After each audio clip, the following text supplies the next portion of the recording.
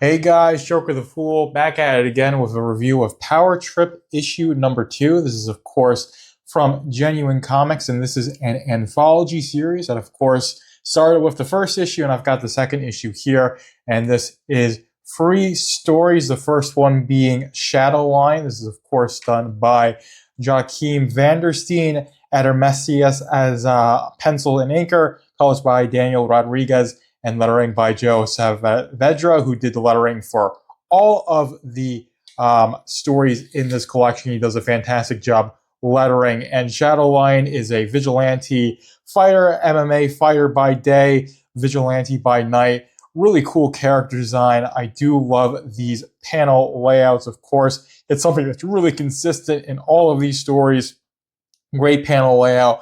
Color work is really good. And this is a really simple vigilante story. Shadow Lion is fighting a bunch of criminals to avenge his wife who was killed by criminals.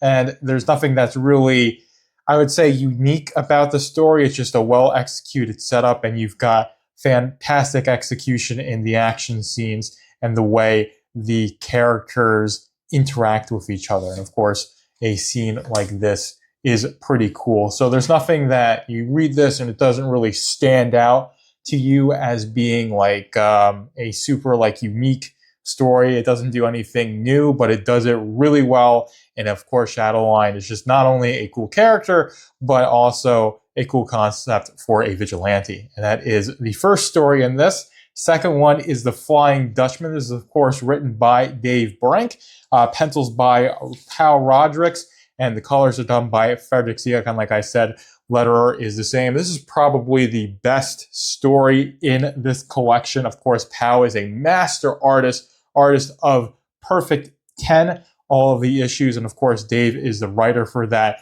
And he has this really great scene that sets up this story. And then, of course, this is less about the Flying Dutchman in and of itself.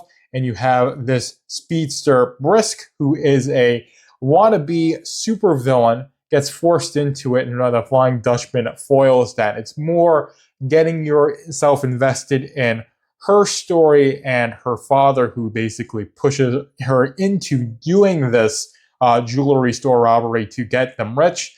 And that interaction, the way the Flying Dutchman deals with it, is really the crux of this story. It's what makes this interesting, and the way, of course, Powell does all the layouts and the designs for this book, and the way Dave writes and structures this story makes it really good. So the more notable thing is the villains and the antagonists rather than the titular character, which I found to be really interesting. So it's a story less about the Flying Dutchman and more about who he's going up against. So it gets you very much so invested in those characters, with the Flying Dutchman being this Superman-like character in the Genuine verse, which I do think is quite nice to have a character like that. But it does have this air of being, like I said, generic with the Shadow Lion. I think it's a good character, but the fact that who he's going up against are interesting, gets you invested, makes this a much more notable story than it otherwise would be. And I think that's a testament to how well Dave writes. And of course, Pow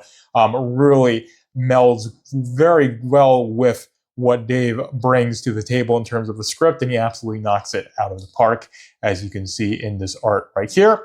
And last up, we've got the Phenomenals. So the Phenomenals are this young up-and-coming superhero team, and I think in terms of the exposition for this, Lee Brian Carver does have a little bit of a weakness here. All of the art is done by Gilbert Monsanto. Bit of an unfortunate last name, but he does fantastic work in having this great visual cohesion. And this does focus around one big scene with this character, I believe, right here.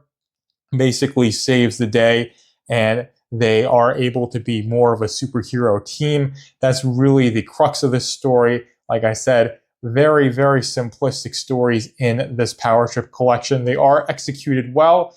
There isn't too much really intense world building. Flying Dutchman does have a little bit of that. This one, not so much, and this is the thing where there's not too much exposition or character development outside of this one scene with this one character saving the day and really helping the Phenomenals be phenomenal, I guess pun somewhat intended, right? So that is the thing that I am really happy with this issue of Powertrip is that these are all good, feel-good comic book stories in the sense they've got clear setups, clear rising action, and then clear conclusions that leave you very satisfied for the most part, basically as much as you can be for these short stories. And of course, all the art is done fantastically. Everything looks very good, very pleasing to the eye. It is a nice read in a high quality comic book. So this is something I would definitely recommend if you can get your hands on it. The first issue of Powertrip was something that was really good, and this second issue definitely lives up to that first issue. But that's all I have for you guys. Hopefully you guys enjoy this one. Joker is out. Thank you for stopping by the Velvet Room. Be sure to like, comment, and subscribe so you can keep up with Velvet Room Publishing. And go to velvetroompublishing.com if you want to go even deeper into the Velvet Room.